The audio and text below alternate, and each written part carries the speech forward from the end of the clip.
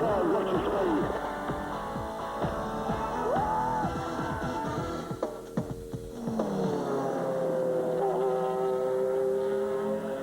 to Motorsport on 4 from Thruxton in Hampshire for Formula 3 and GT cars.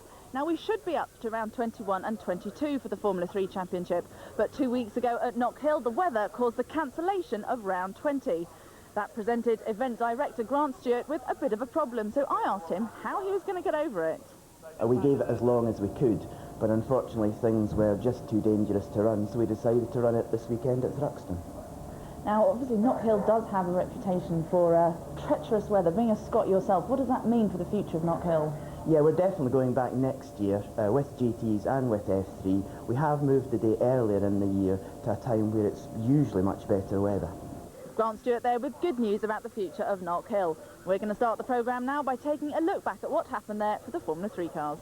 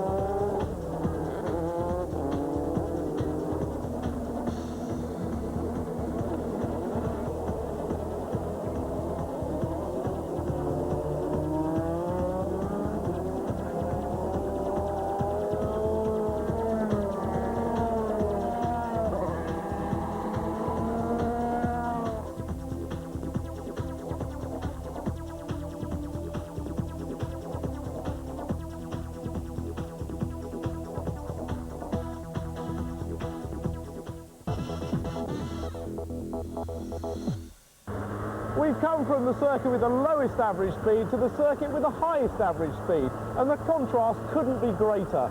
Thruxton is a little bit like a big circle with a few dents knocked into it to make it more interesting.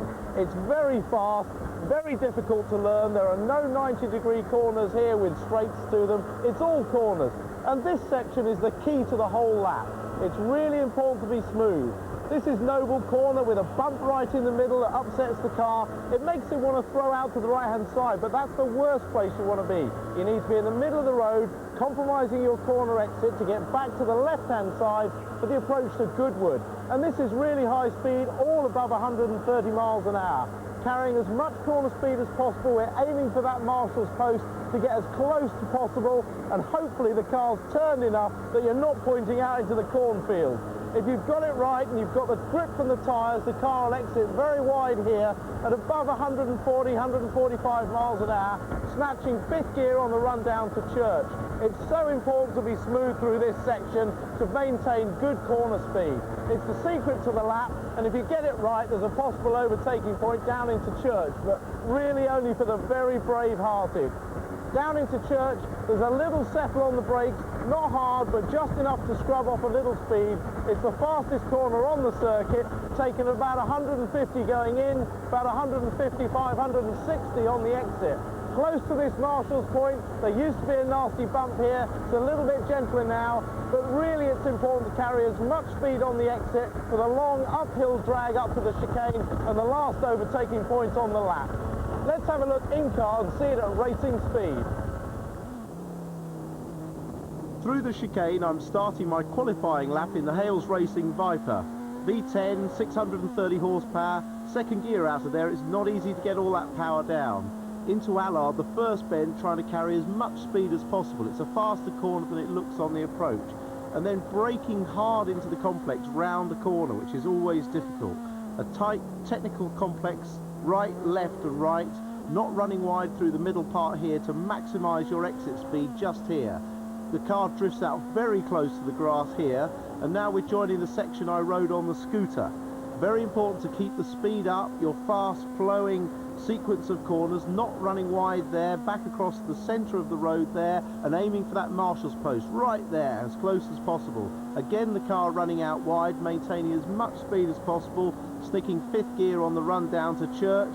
Little dab on the brakes and then hard into the corner, back on the power. Really important to keep on the throttle, just touching the curbs. As much speed as possible on the fastest section running up to the chicane, and the last possible overtaking place I'm hoping this traffic won't get in my way, catching it up on the brakes, really tight into the chicane, and then squeezing that throttle, try not to blow the lap with too much wheel spin. Got that just about right, and that's an average lap speed of 118 miles an hour.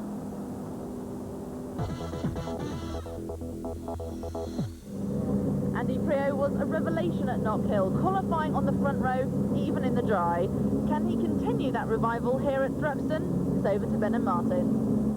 Unfortunately for Andy, the answer's no. At the end of the session, he found himself back in 12th place. We were scratching our heads a little bit because the car felt okay, and we put a couple of good laps together and equalled my lap time, so we're going to have to dig a bit deeper and look into maybe some balance or brakes or whatever, but yeah, a bit disappointing. There were some surprises on the grid, however. Alex Gurney qualified in 5th. His average for the season is 16th. Well, yeah, fantastic result there. Thanks, yeah, it's really close, and I don't know, it's good to finally get a semi-decent result. And Bruce Joanni's 3rd place was 4 slots higher than his previous best. Best qualification in the English Championship, actually. I'm glad, the car is great. If the weather stays like this, it will be very, very helpful tomorrow. I'm delighted. But no surprises on the front row. Carlin 1 and 2 with Anthony Davidson on pole. This is probably the closest you ever get a Formula 3 feeling to a Formula Ford.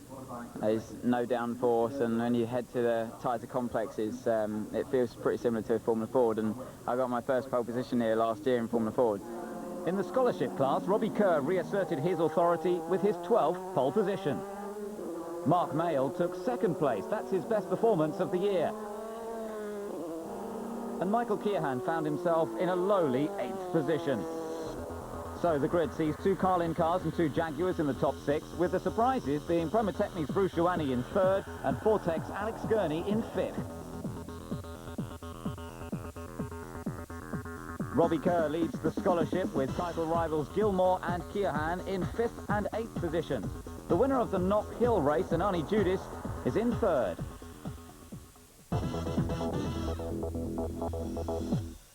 Time now to complete the unfinished Scottish business. Can Andy Priaulx make a better start from the front here at Thruxton than he did at Knock Hill? It's over to Martin and Ben for the highlights of round 20. The grid for round 20 is combined from the qualifying sessions for the 2 classes at Knock Hill, which means Anthony Davidson is on pole. Andy Priaulx shares the front row. He knows that he was also 2nd quickest in the dry test session at Thruxton. For Ben, Takuma Sato, the points leader, starts 3rd, and he will only need a small haul here to tie up the championship. Bright summer sunshine at Thruxton, contrasting with the weather in Scotland. The revs rise, they're ready to go away. Jeffrey Jones has stalled further back, and that looks like Atsushi Katsumata's car right at the back there, as everybody seems to weave their way through safely. Well, that's lucky. Davidson under pressure from Priaulx on the right-hand side there. Through in 3rd place goes Takuma Sato, and lots of tyre smoke behind Ben. Very tricky on cold tyres. It is. The complex is a possible overtaking spot. Just getting away now is Jones. Very, very late, obviously. A waste of a good grid position for him. Well, this is the real high-speed roller coaster. Lap 1, cold tyres, not up to speed, and low downforce from the wings as well to suit the high-speed sweeps of Thruxton. It's very fast edge-of-the-seat stuff. Katsumata going way at the back of the field there. But the leader is under pressure. Andy Priaulx trying around the outside. That's the battle for 2nd position now, because Davidson's got away a little bit up front. Then it's Sato, then it's Priaulx. And so Priaulx not converting that good run at the start to battle for the lead now. So it looks as though Sato was making the move up the inside at Woodham Hill. That's a very favoured overtaking position. You can get a really good run all the way up the hill. There's Davidson. Sato now 2nd. Priaulx with James Courtney for close company. Then Derek Hayes, and right behind him, Matt Davis. Down the inside of Davis, Gianmaria Bruni has a look. And there is Derek Hayes' teammate, Jeffrey Jones, almost at the back of the field. Now look, Mark Taylor having a little look down the inside of Bruni. Bruni made that other attempt, it lost him some ground, and now Taylor is hunting for position as they come out through these fast sweeping corners. Just ahead of them, Matt Davis hanging on to the back of Derek Hayes. Hayes, early season championship points leader, but it looks as though the title is tipped in favour of the man who currently runs 2nd, Takuma Sato. Anthony Davidson pulling away from Sato now. And 3rd place, the white car, is Andy Priaulx. But Mark Taylor, the yellow and black machine, really turning into something of a star in this second half of the season. Down the inside of Bruni. Bruni fights back under braking, then real edge of the seat stuff, but Taylor was very committed there. Very good. You could see Bruni's car twitching around with the late braking required to go as well as he could into that chicane, but Taylor was still able to outbrake him.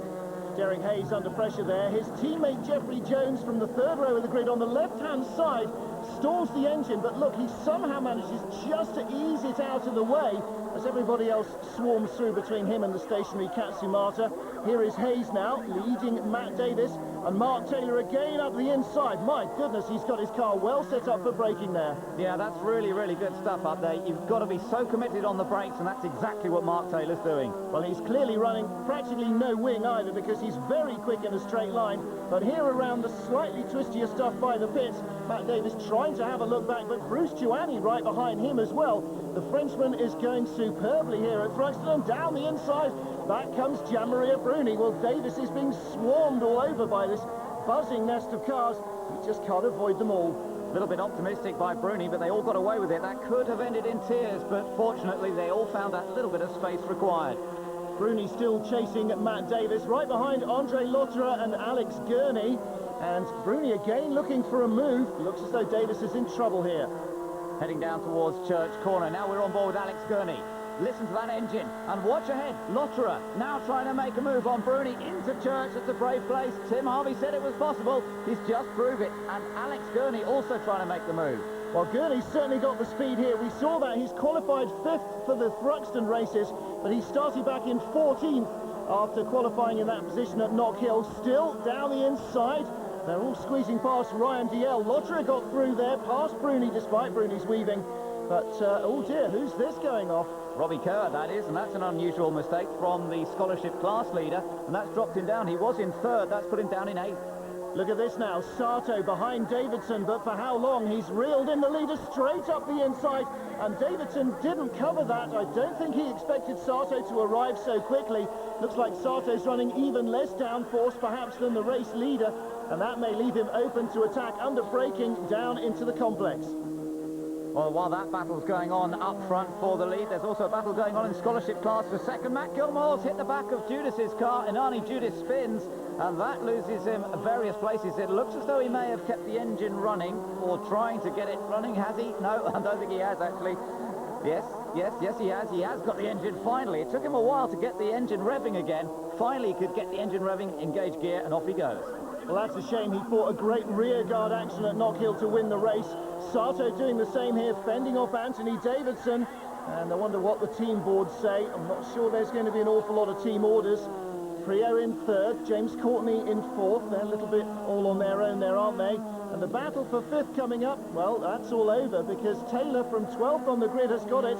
But there's a red flag being shown. The spectators looking back towards the chicane. There's been a serious accident. Derek Hayes and Bruce Giuani involved, and the race being stopped. And it was counted back to the last complete lap. So Sato's the winner from Davidson, Priaulx, Courtney, Hayes and Giuani. In the scholarship class, Robert Doornbos takes the win ahead of Matt Gilmore and Mark Mayle, with Robbie Kerr only 5th. Anthony had a oversteer in late stage. That's why really pushing hard and then catch him and overtake. So it's really good result, honestly. Yeah, the race went brilliant. I started 2nd. I had a very good start, and from there on I just kept my head down and didn't look back. But I think it's a bit sad about Giuani, Bruce. I want to know what happened to him, so nobody knows. Bruce Giuani survived the accident with just bruising, but a lady spectator was very seriously hurt and was taken to hospital with major head injuries. Giuani was unable to race on the Sunday. So to the highlights of round 21, the first of the 2 scheduled Thruxton races. Davidson led away from pole, then Sato in 2nd got away well. Courtney and Lotterer ahead of Gurney. On the run down through Allard towards the complex, on board with Mark Taylor. Smoke up ahead indicated where Lotterer spun to the back of the field. Davidson was really pushing through Goodwood to keep Sato behind him. Then the safety car came out after Sherwood and Doornbos clashed, leaving Allard. Both drivers retired, but no one was hurt. With the safety car withdrawn, Courtney found himself passed by Bruni into the chicane for 3rd place, and later lost 4th to Mark Taylor. Mark Mayle enjoyed a good race, winning the scholarship class, although championship runner Rob Austin did get ahead. So at the flag, Davidson was nearly 2 seconds ahead of his teammate to take his 4th win of the year.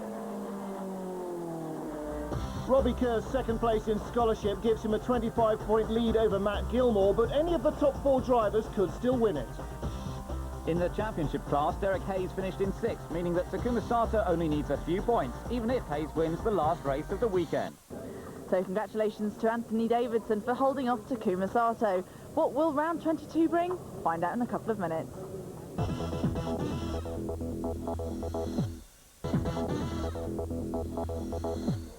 Welcome back to Motorsport on 4. Round 22 of the British Formula 3 Championship at Thruxton, and the grid has a very familiar look to it. Anthony Davidson on pole. Yes, three poles in a row. Yes, really good. So what are you doing out there? Do you think that's different to everyone else? Driving quicker. Takuma Sato was close behind, but this time beaten by Bruce Giuani, despite some unusual cooling treatment for his tyres. The tyre has got so much temperature on because this circuit is obviously very, very quick, and then quite easily got overheating. And then the possibility, you know, we could go quicker, but it wasn't so. The current champions, Manor Motorsport, was struggling with Sato's nearest challenger, Derek Hayes, back in 8th place. His companions 10th and 14th. James Courtney maintained his claim as the best of the rest, with a second 4th place. And Inani Judis put his scholarship car into 2nd place behind Robbie Kerr. 6 different nationalities qualified in the top 6, although his Saturday crash prevented Giuani taking his place on the grid. Priaulx and Sato's nearest rival Derek Hayes were next up.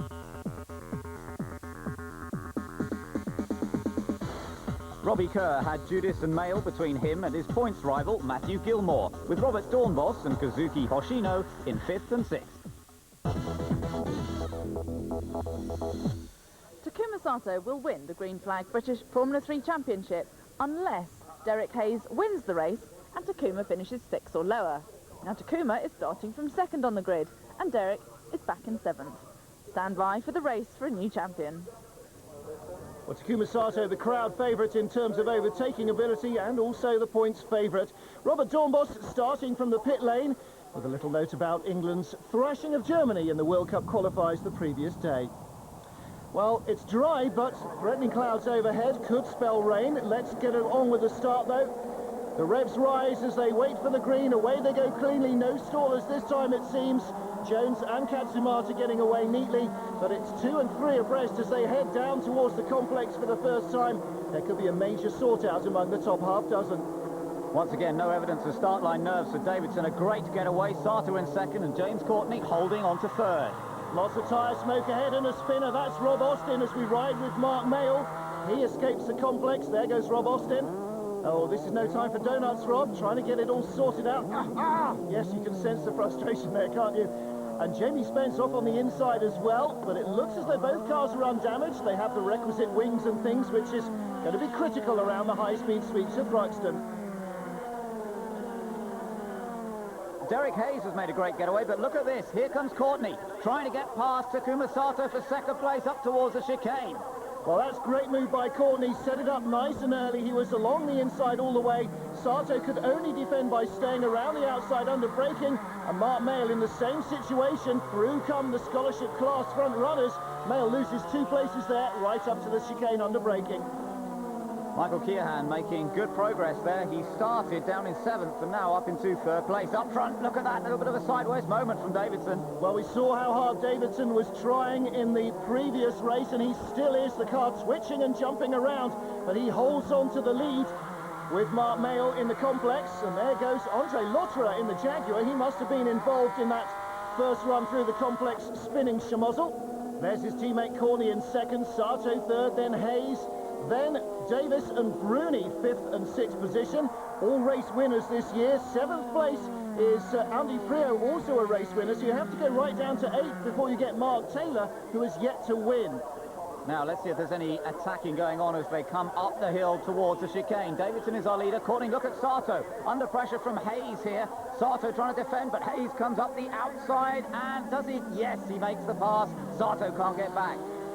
Well, we saw Sato picking up a brilliant tow from Anthony Davidson in the first race and being able to draft him up the hill. Looks as though he was handing off that tow to Derek Hayes there, and Hayes getting the slingshot effect just to be able to accelerate past before they got to the braking area. Davidson, Courtney, and that battle for fourth still alive, because now Sato is being passed by Matt Davis. And Ben, I wonder if Sato's got a problem. Yes, it's not usual to see Sato struggling like this. He must have some sort of problem with that car, I think. He only needs to pick up a few points in this race to be champion, but I don't think he's just playing carefully here. No, I agree. He's such a racer. He'd want to win from the front. Past him goes Gianmaria Bruni. It really does look as though he's got a mechanical problem of some kind. He had a puncture at Donington. He had some electrical gremlin at Castle Combe earlier in the year. I wonder what it is this time. On board with Mark Mayle once again, a battle ahead. Judas trying to pass Michael Keohan, battling, and it's spinning across the grass, and that is a big spin and a very fast place to go off for Anani Judas. That's a big lose, but luckily on the inside, Sato now being passed by everybody who comes up behind him. He really is struggling, but Ben not defending hard. As you said, it looks like he's sort of accepting his fate. It's strange. We saw him defend so vigorously at Donington and actually drove a great race when he had that puncture, and he's not really showing that sort of form again here. Well, he's in danger of dropping out of the top 10 and almost in danger of not actually scoring points if this goes on for much longer. Yellow car is Harold Premat, Aaron Scott behind him, Peter Nielsen in front, always looking down the inside. Dear oh dear, that was a little too late, but it looks as though Nielsen got away with that. Unfortunately, Aaron Scott getting caught up right behind the stationary car. Yes, unfortunately, it's stalled as well, so the safety car is brought out while they try and bring those cars out of a dangerous position. Leaders coming through, so Davidson might have a bit more pressure on him when the restart occurs. Yeah, we'll have to wait and see what Courtney can do, but then let's take a look back at the first start and see what went on. We're on board, Takuma Sato. Watch the blue lights on the steering wheel. They indicate when it's time to change gear. He gets away and changing up each time those blue lights appear, and he's trying to attack Davidson, who got away very well from pole position. Moving to the inside on the approach to the complex. Back to the left because Davidson covers the inside, and as they come into Campbell, he's still not alongside enough to make the move. Davidson got the lead, and he's still got it as we go green again. Green they go, and Davidson jumping away from James Courtney. Difficult to try and anticipate the flag here at Thruxton out of the slow chicane. Around the curving pit wall, you don't get a good advanced view of it. Makes things a little safer, but a little more difficult for the leader. There is Takuma Sato in 12th place, just ahead of Atsushi Katsumata. Sato not scoring points now. Derek Hayes has come from 7th on the grid up to 3rd, desperate to try and keep the championship alive.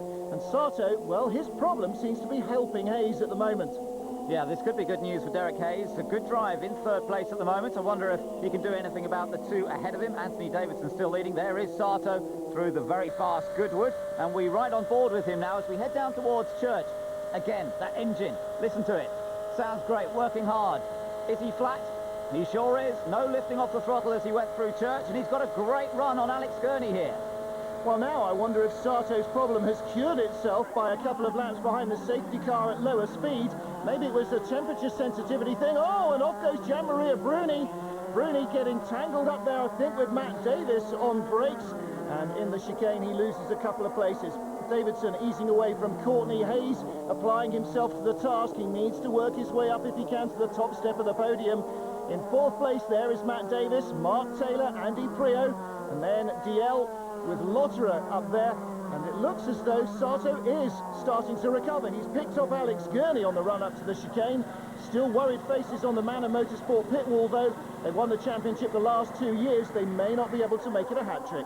Replay here of that battle coming up to the chicane. Davis got a little bit out of shape, then turned in, and Bruni really was in the inside and lost it on that final turn in and spun round, fortunately without taking either of them out.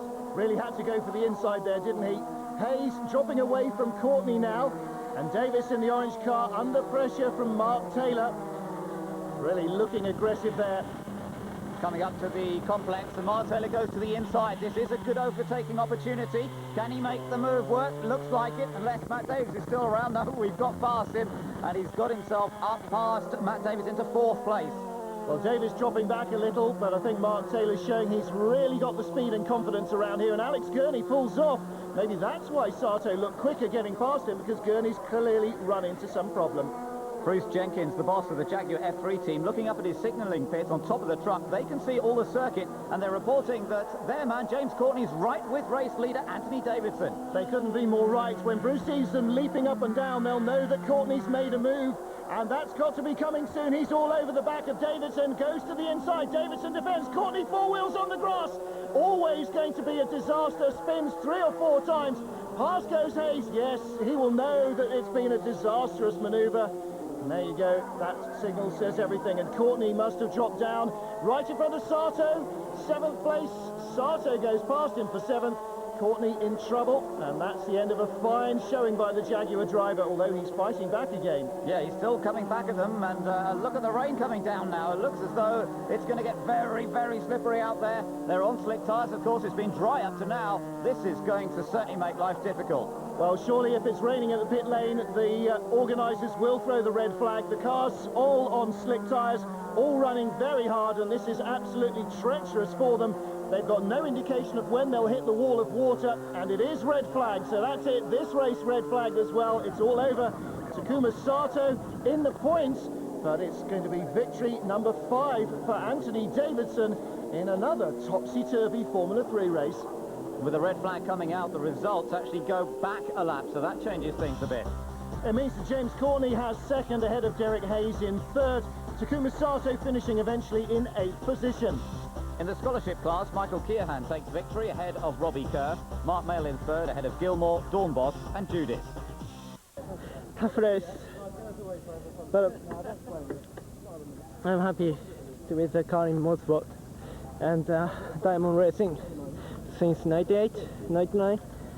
I'm so happy with teams. Tough race, tough season, but happy. Thank you. Takuma Sato, the first Japanese to win an international championship outside of his homeland, the 2001 champion. In the scholarship class, Robbie Kerr has opened up another 5 points in his lead over Matthew Gilmore. Mark Mail is now out of the championship chase.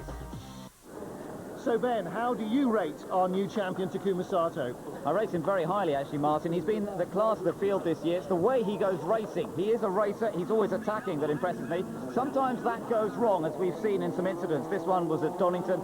There was an incident at Silverstone right at the beginning of the year. But he's been strong all season and pushed by his teammate, Anthony Davidson. Remember, Davidson was in his 1st season of F3 this year. Takuma Sato in his 3rd. So you have to say Davidson's done a good job, but Sato has put up with the pressure of being the favourite in the championship.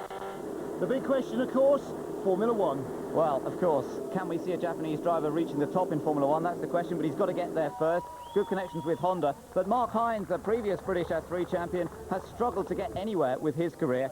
Mind you, you have to say Sato, with those connections, surely has a great chance of the future. So many congratulations to Takuma Sato for wrapping up the green flag British Formula 3 Championship. Now it's time to turn our attention to the GTs and a quick look back at their race from Knock Hill.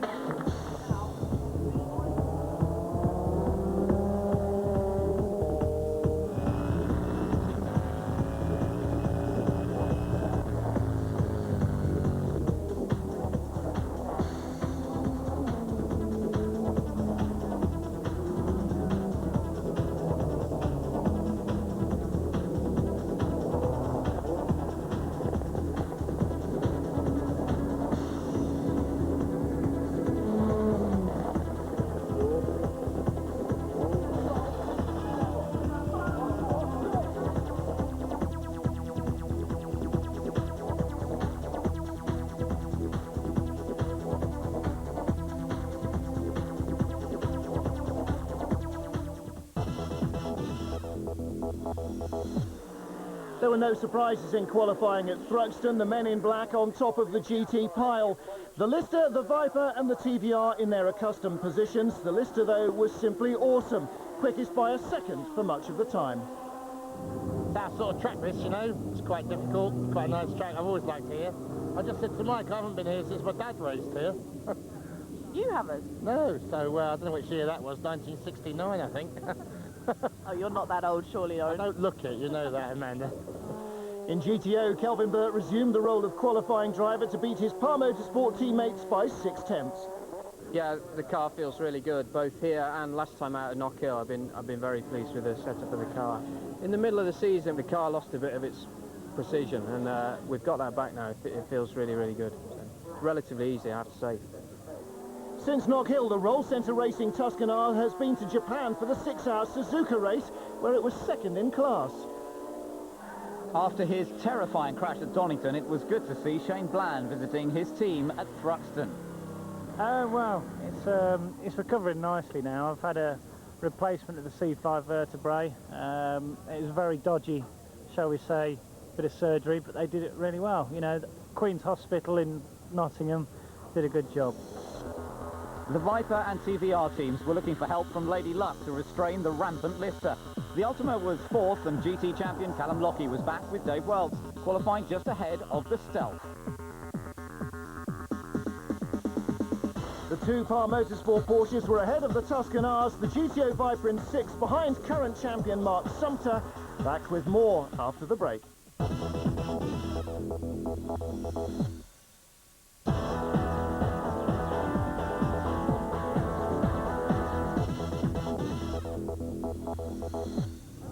Welcome back to Motorsport on 4 and the 11th round of the Privilege Insurance British GT Championship.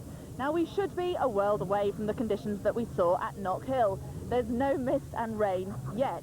It is slightly warmer, but it does feel like it's going to rain. It's going to be a great GT race. It's over to Martin and Ben. Kelvin Burt in the leading GTO car. There's Marino Franchitti. They can finish as low as 8th and they'll still be GTO champions, even if their teammates win the GTO class.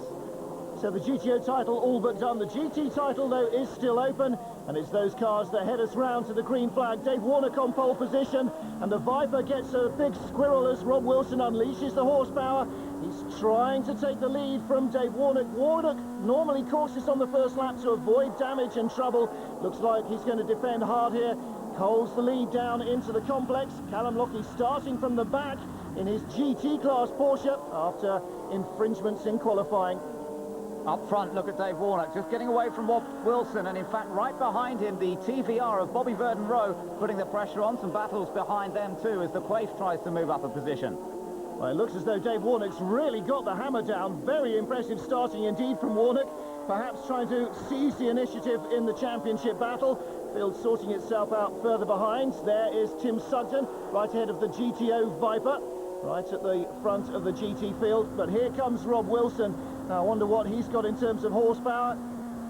These cars very evenly matched in terms of outright speed.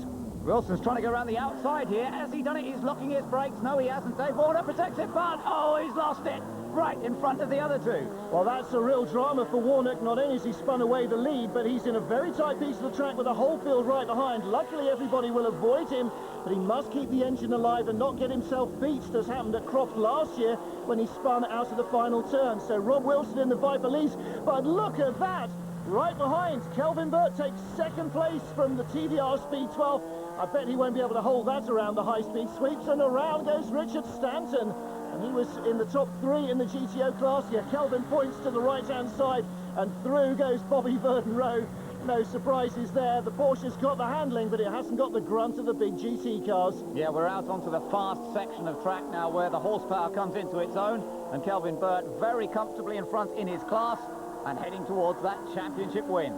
Backed up by his teammate Matt Turner behind in the orange car.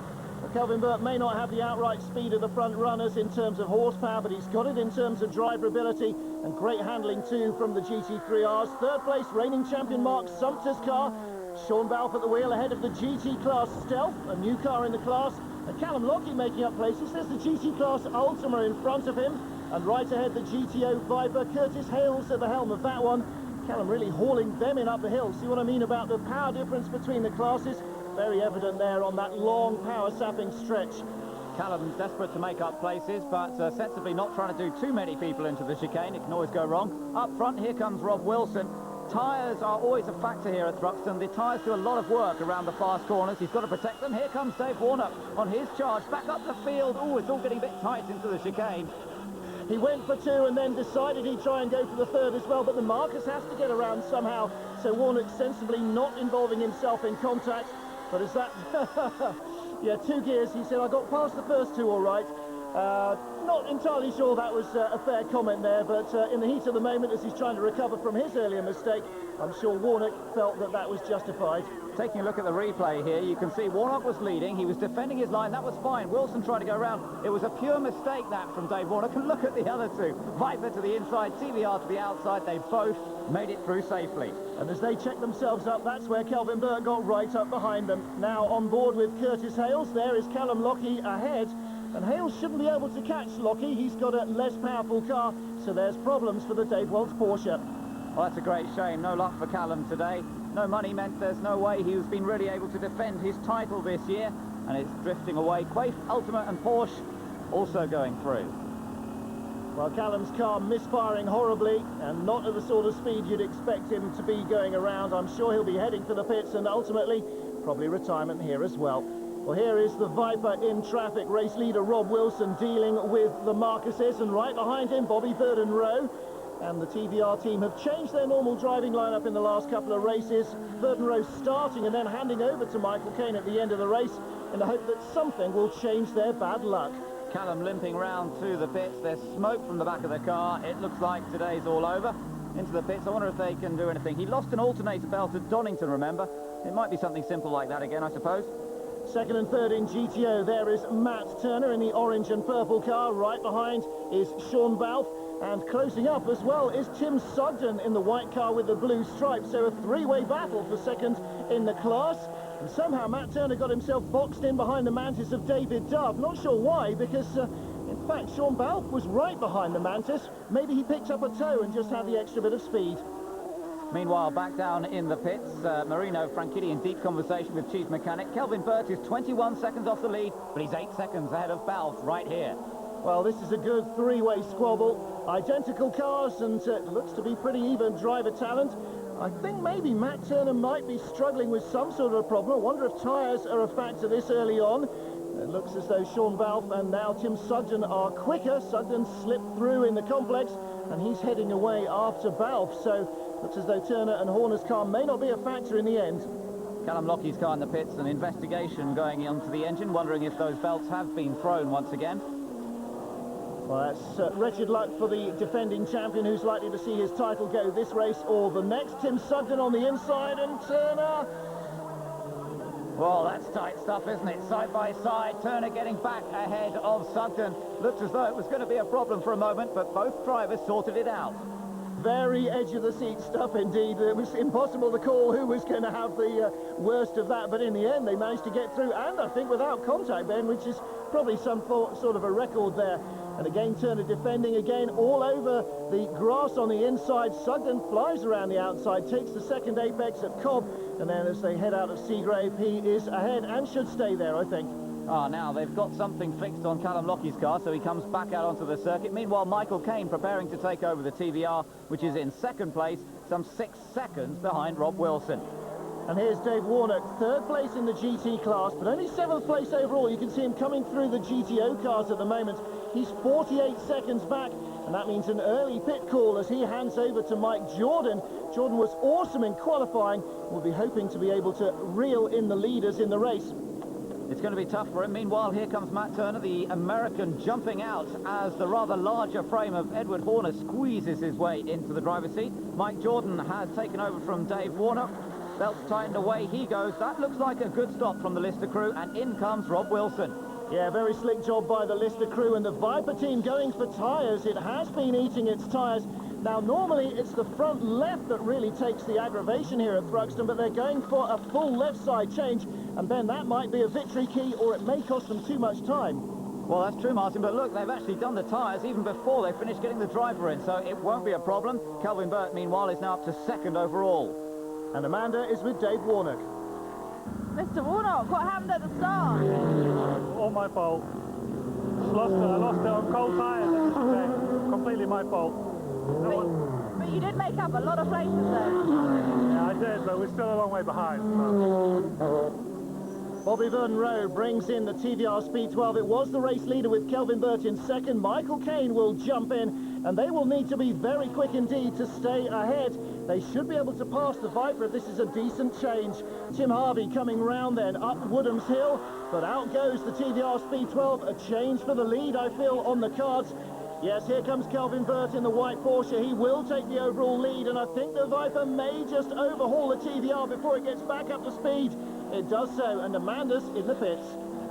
I'm now here with Bobby Vernon. Bobby, that was a blindingly quick pit stop, but it never ceases to amaze me how hard it is to get out of that car.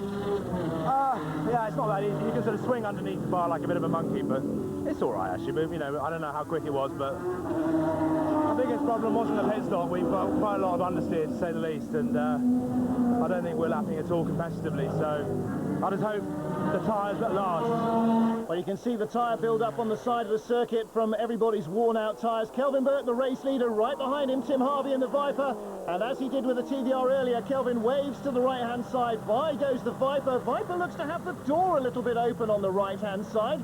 I wonder if that'll be a penalty or whether the officials think it's safely latched. It seems to be at the bottom, the little window frame popping up. But Tim Harvey in the lead and in traffic. He'll try and ease his way away now from the TVR and from the Lister Storm. But with the severe tyre wear everybody's experiencing, those left side tyres may be a big advantage for the Viper crew. Getting past the red Lotus Esprit there, Rob Croydon is in the lead of those two. He's driving on his own. Matt Johnson is the other of the Lotuses, and meanwhile Sean Balfe is going slowly. He was in fourth place, 24 seconds behind, but now he's in real trouble, a puncture on that left rear. Yeah, it works hard as the cars tend to slide a little bit around all the high-speed right-handers. The Paragon team are ready for their driver change, which they'll do at the same time, but who knows what other damage might be caused by that flapping tyre. And the worry, of course, with a slow car is in traffic. Kelvin Burt right behind the Tuscan R shows you the closing speed, and obviously not happy with the way traffic worked for him there either. No, that's right. Kelvin's done along first. The car ahead of him is the Tuscan R. Steve Hyde now driving that, taking over from Richard Stanton, so they've stopped. Kelvin trying to come up and lap him. Kelvin putting in a great many laps before handing over to Marino Franchitti, and surely be coming in fairly soon. In fact, yes, look, he's holding it tight. He's coming in this time around. And there's Sean Balfe still trying to make it back to the pits.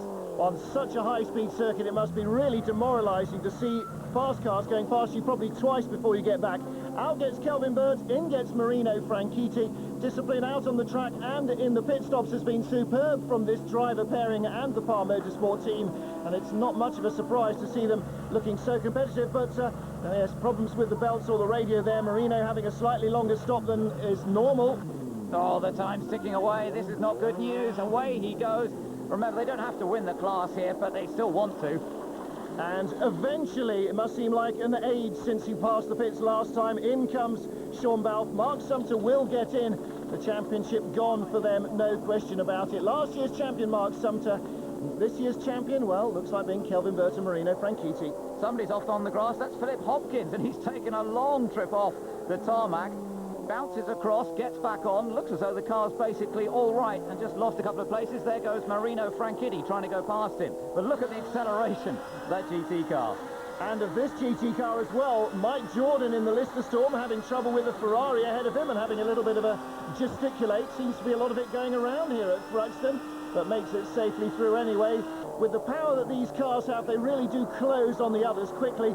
And in fact, they're closing on the TVR as well, so it looks as though the Lister has been kinder on its tyres than the Speed 12. Mike Jordan is absolutely flying, and he's definitely closing up on Michael Caine in that TVR. Watch on board with Mike Jordan as he comes through these very fast sweeping corners. Turns into the left-hander at Noble. Back on the power, squeezing the throttle. Lifting a little bit for Goodwood. Watching the traffic ahead. Trying to pick the line, and then hard on the gas once again. You've got to really work that throttle on these fast corners. The TVR's really struggling, about 3 seconds a lap slower than the Viper or the Lister Storm, and clearly it's shot its tyres completely, despite that massive camber angle at the front to try and keep them alive. On board with Mike Jordan. Is he going to make the move up towards the chicane? On the brakes, late on the brakes. Michael tries to defend it, but no, he can't really, and ultimately he has to let Mike Jordan through. The problem with the understeer is that as soon as your tyres start to give up, understeer just works them harder and harder at the front, And the TVR, we know from Bobby Burden-Rowe, has been struggling all the way through. So the Lister is just pulling away, largely because he can corner properly. Now we're on board with Marino Franchitti in 4th place, well ahead of Ed Horner in 2nd place in the class. And look right ahead of him, oh, then one of the Marcuses has spun right in front of Marino. He slows, almost comes to a stop to avoid it, and he is able to continue. Poor old Marino trying to guess which way he was going to go there, and there is Shane Bland. His cars, unfortunately, both out of the race at this stage, but oh, look at those donut marks from that spin. As the TVR struggles, Michael Caine really wrestling this machine around and actually being passed by a GTO car. Well, this is... Oh, and a tyre, I think, has gone off under the bonnet, and Michael Caine out of control, firmly into the barriers. Well, dramatic stuff. Bobby Burden-Rowe anxiously awaiting after hearing that news, and Michael Caine gets out of the car. He's okay, that's good news. Not the sort of circuit that you want to suffer a tyre failure. And I think he's been pretty winded there. The little buckle in the middle of the belts, right in the small of his stomach, looks like it's knocked the wind out of his sails. And that's a tyre problem for the Viper as well. Left front puncture for the Viper. Can Tim Harvey get it turned into the pit lane? Yes, just, but only just. Most of his 15-second lead will already have disappeared before he gets to a standstill. The team caught by surprise, as I'm sure was Harvey, and in the background, the Lister Storm passing the pit lane entry. So Harvey loses the lead, but you have to question what is going to happen to the Lister's tyres. Don't forget, Harvey had a new left front in the pit stop. Mike Jordan, we know, has been pushing very hard, trying to make up the lost ground, but he looks okay, and Tim Harvey now gets away again. That must have been frightening coming up the hill and suddenly having the tyre let go with all that heavy V10 engine out front. Must have kept his attention. But now he's back in 2nd place, and even though there's 15 minutes remaining, it looks as though the Lister may have a conclusive lead. Yeah, it's up to about 28 seconds. So Mike Jordan, once again, these guys have made a fantastic recovery. Dave Warnock spun on that opening stint, didn't hit anything, got going again, and Mike Jordan's done the work since then. Yellow flags just waving still as that TVR is stranded at Church. And black flags for the Quaife as well. He had a pit lane speeding penalty and now a black flag. Philip Hopkins will be told off severely for ignoring the earlier flags that brought him in for his penalty. Yes, and the penalty for this talk is exclusion. He's not going any further. Well, the Lister reeling off the final laps, and from last to first, the last shall become first. Well, who would have thought it, but tyre troubles for its rivals, and a great drive from Warnock and Jordan has meant another victory for the Lister team at Thruxton. Good news for them, and in terms of the championship, very significant too. Meanwhile, in GTO, championship is about to be won here by Marino Franchitti and Kelvin Burt. Well, another great drive by this pairing, and once more in amongst the front-running GT cars. I mean, they're not just good in their class, they are superb overall. And Marino allowing himself a little bit of flamboyance as he crosses the line to take the checker. A great championship win. So Warnock and Jordan taking the victory for Lister. Harvey and Wilson with that puncture, putting them down to 2nd. Good result for Ed Sharp and Colin Blower in 3rd. And yet another win for Kelvin Burt and Marino Franchitti. Ties up the championship. Their teammates Horner and Turner in 2nd. Well, Marino, many congratulations. Not only have you won the race, also the championship. Yeah, it's fantastic. It's a fantastic achievement for me and Kelvin and all of them. All right. Yeah, it's a fantastic achievement for Kelvin and me and all the guys at Par and Michelin, and just a fantastic team effort, you know, and the guys have worked really hard for this and they deserve it as much as we do. Well, you know, you were the only front runner not to have a problem with your tyres. The Viper and the TVR both did. Right, I see Caney out at the back. He's had a big shunt out there, so I don't know if that was a tyre gone out there, but no, I stood up really well. Car got a little bit of understeering. It was just costing us a bit of pace, but tyres were great as ever. Critical victory for the Lister team. The TVR is now out of the hunt, and it could be an easy cruise to the flag now for Jordan and Warnock. And the new GTO champions, Kelvin Burt and Marino Franchitti, can start celebrating after a great season. So a fantastic weekend here at Thruxton. Takuma Sato taking the Formula 3 crown, and Kelvin Burt and Marino Franchitti the GTO. Next up in the Powertour, we're going to be going to Brands Hatch. You can see it here in Motorsport on 4. For the latest motorsport news and details of Channel 4's coverage, log on to sportcar.co.uk.